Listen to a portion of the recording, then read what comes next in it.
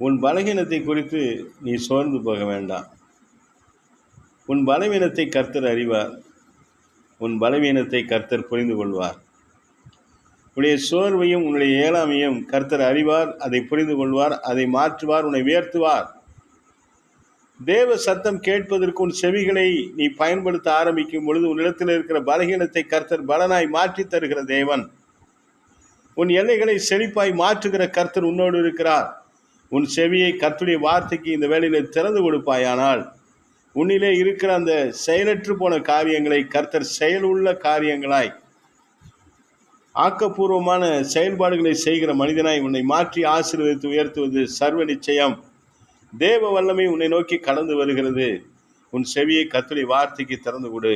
உன் இருதயத்தின் ஆழத்திலே கர்த்தருடைய வார்த்தைகளை விசுவாசித்து அவருடைய நாமத்தை மகிமைப்படுத்து. உன் எல்லைகளை கர்த்தர் ஆரோக்கியத்தை வரப்பண்ணுவார். உன் எல்லைகளிலே கர்த்தர் பசுமையை கட்டளையிடுவார். உன் வாழ்வின் எல்லைகள் எல்லாம் செழிப்பாய் கர்த்தர் மாற்றுவார். ஒரு ஜீவ நீரூற்றை போல நீ அனைவருக்கு பயன்படும்படியாய் கர்த்தரை பயன்படுத்துவார். ஆசீர்வாதத்தின் பாத்திரமாக, ஆசீர்வாதத்தின் முத்திரை மோதிரமாக கர்த்தரை எடுத்து நடத்த வல்லமை உள்ளவர். உன் செவியை சாய்த்து கர்த்தருடைய வார்த்தைக்கு கீழ்ப்படிந்து ஒப்பு கொடுத்து கர்த்தருக்கு பரிசுத்தமாய் உன்னை நேர்ந்து கொண்டு கர்த்தருக்காக ஜீவிக்க வாழ ஆரம்பி. உன் எல்லைகளை கர்த்தர் சமாதானத்திலே நிரப்பி தருவார். உன் வாழ்வின் காரியங்கள் எல்லாவற்றையும் கர்த்தர் பொறுப்படுத்தி உன் தேவைகளை கர்த்தரே நின்று சந்திப்பார், நடத்துவார், பூரணப்படுத்துவார், நிறைவாக்குவார். ஒரு குறைச்சலுமின்றி நீ வாழும்படியாய் கர்த்தர் உனக்கு அனுகிரகத்தை கட்டளையிடுவார். மனுஷருடைய கண்களிலே கர்த்தர் தயவை கட்டளையிடுவார்.